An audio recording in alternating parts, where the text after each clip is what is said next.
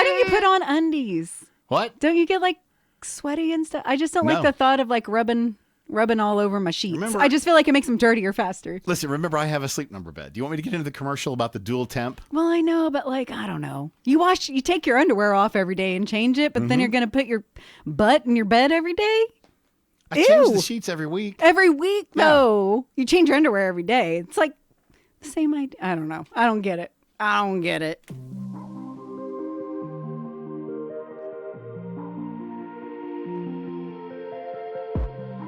I've got a conundrum, Jeff. Wow, okay, a conundrum.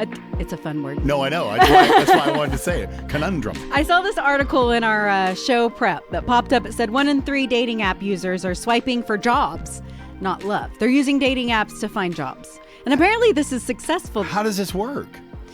You are matching with people in fields that you're interested in or have jobs that you're interested in. And I guess they're asking them either for job advice or if there's any openings, stuff like that. I would think that was weird if somebody was like, hey, how do I get into radio?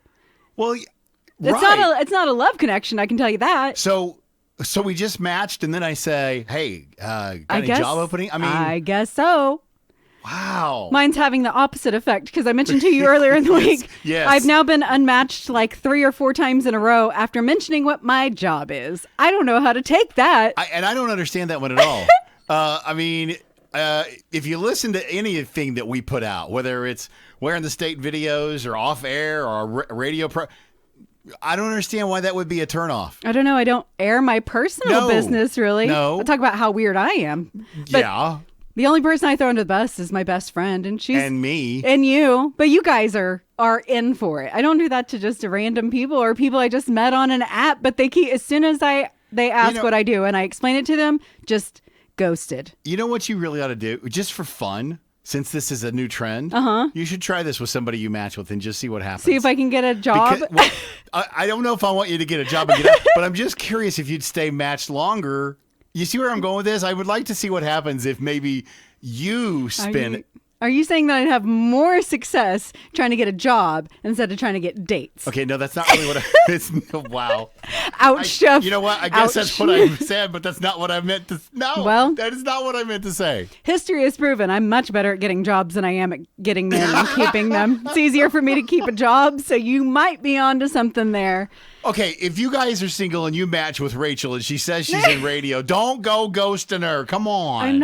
I'm not going to air your stuff. I don't know what else. It's probably a red flag detector. I don't know, but what's up with that? And how do I get That is dates? the most bizarre thing, seriously. I don't understand. I don't have Maybe answers. they're really opposed to old media.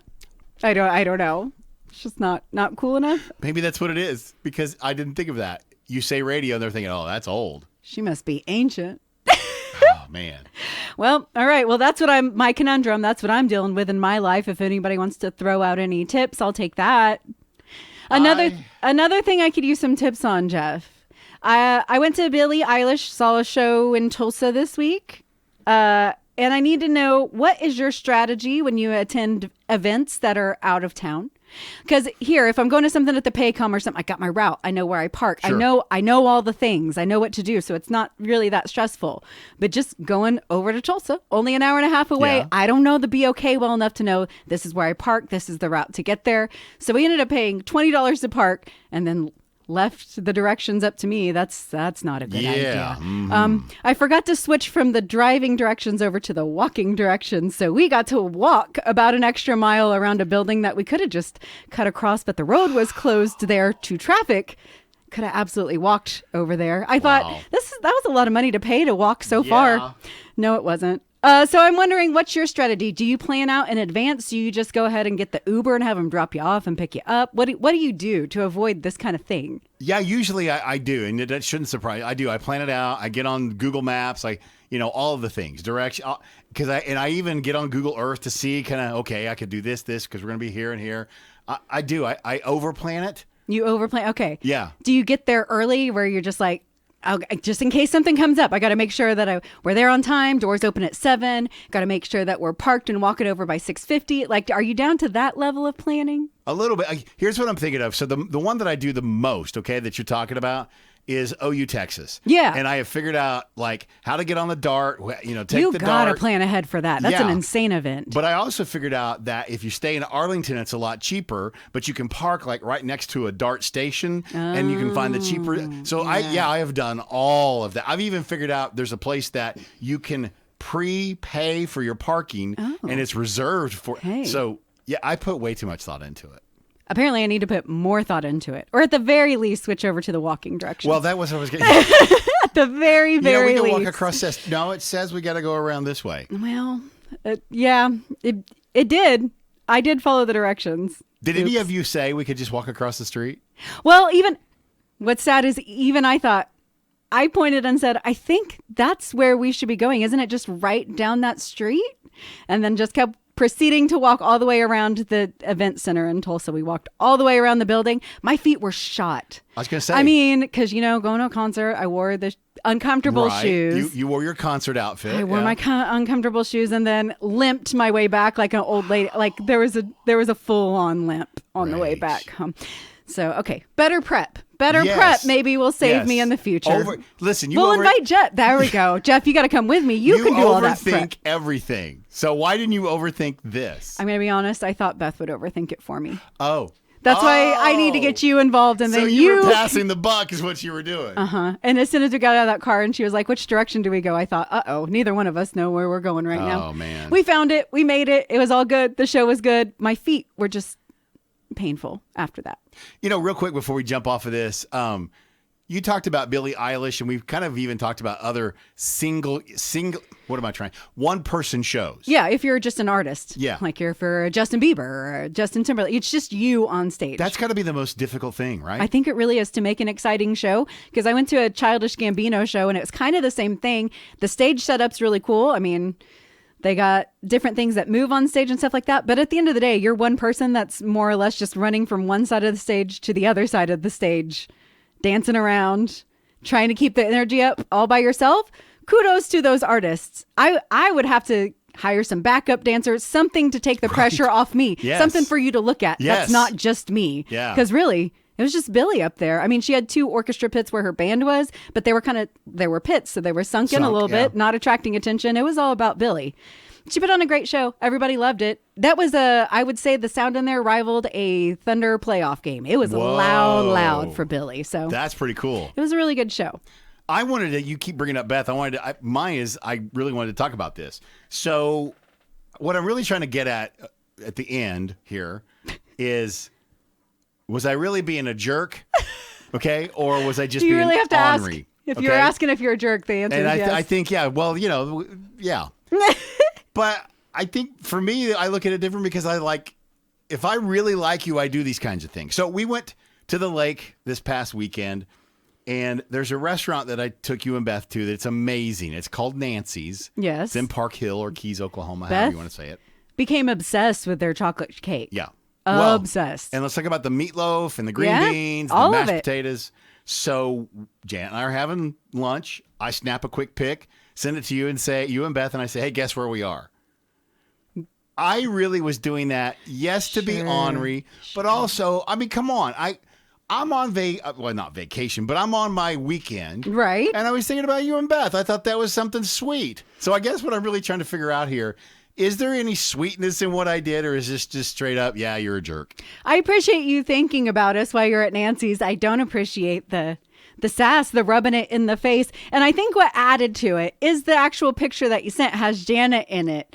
And she's making one of those faces with like a thumbs up. She's so excited about it. Like, look what we got. And you got nothing. That's really what got it, is the joy in Janet's face of like, you were getting to have it and we were not getting to have it. But tables are going to be turned because we're headed out to the lake soon and you'll be receiving a picture from us. Will I? Yes, you will. Okay. It's going to have meatloaf and green beans and chocolate cake, the whole 9 now yards. I'm expecting one. Man, let me tell you things. But you still haven't answered my question. Am I a jerk? Yeah. Wow. Okay. Jeff sent the picture. He said, guess where we are? Beth's response was, you sucker. Enjoy every bite of that chocolate cake. I will be next weekend. So, yeah. And I just said, rude. Okay. So I think, yeah, you're a little bit of a jerk, but I'll be a jerk right back to you because that says I love you. I was going to say, can we be loving jerks? Well, if I think that's what we are every day on the air. Well, that's kind of what I'm getting That's at. what we're going for. Yeah, so I think that's hopefully what it's we're working. getting Yeah, at. we do that in our personal lives too, not just on the air. Yeah. All right. Well, I have sad news. We're down to 4 cards on our game. Oh, no. What are we going to do? I'm going to have to come up with a new game. Until then, we're only doing 2 cards this week. Okay. So let's get to the game. Do your friends even know each other? What perfume or cologne do I use most often?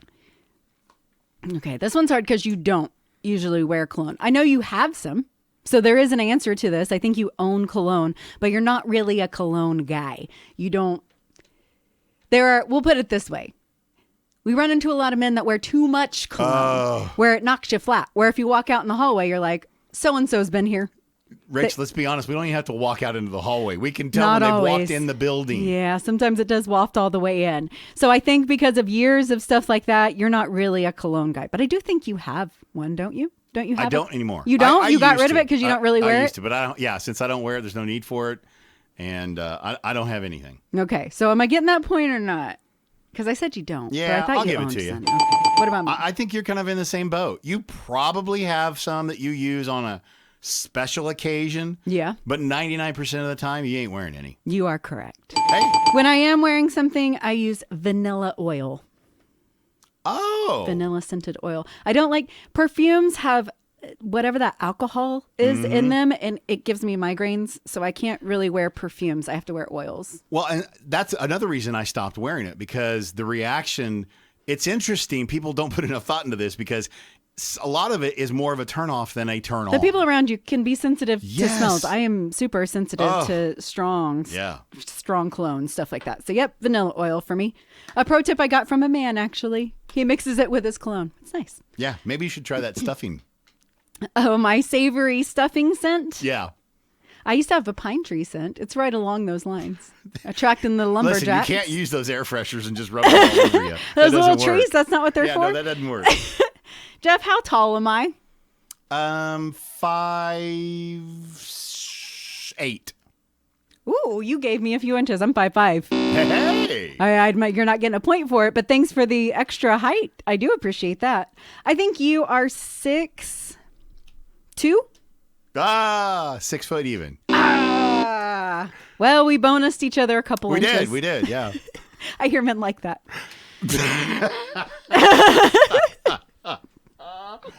Not going there. Okay, go Not next question, going there. please. Yeah. What type of clothing do I usually sleep in? I don't know. I think you seem like an underwear man. Are you an underwear man? I don't know what you sleep in at all. Are you an undies guy? You just go naked, don't you? Ugh, you rub your stuff all over your sheets. I do. Ew. Unless it's the winter, and then I put on a pair of shorts and a sweatshirt. You naked sleepers. Okay, what am I? Apparently, I gave that away. I'm not a naked sleeper. No. But what do I wear? I'm going to say undies and a t-shirt. Nailed it. Hey! Oh, dang it, Jeff. Ew. Why don't you put on undies? What? Don't you get like sweaty and stuff? I just don't like No. the thought of like rubbing all over my sheets. Remember- I just feel like it makes them dirtier faster. Listen, remember I have a sleep number bed. Do you want me to get into the commercial about the dual temp? Well, I know, but like, I don't know. You take your underwear off every day and change it, but then you're going to put your butt in your bed every day? I change Ew. the sheets every week. Every week, Yeah. though. You change your underwear every day. It's like the same idea. I don't know. I don't get it. Okay, next question. What's my go-to drink order? Diet Coke. Got it. Yours is an unsweet tea. Okay, that was easy. Yep. Man, that was that was anticlimactic right there. Was it? Because you won. Hey! Now it's even better. I am the champion. Oh, man, you really rallied these last few games. I know. You won the last, well, we tied the last one, but the ones before that, now we got to come up with a new game. Any suggestions what kind of game you want to do this time? The tortilla slap, so I can get you back. No, I'll have to find a different game. Uno. Uno, no mercy. I'm sure that'd be a lot of fun to watch on a podcast.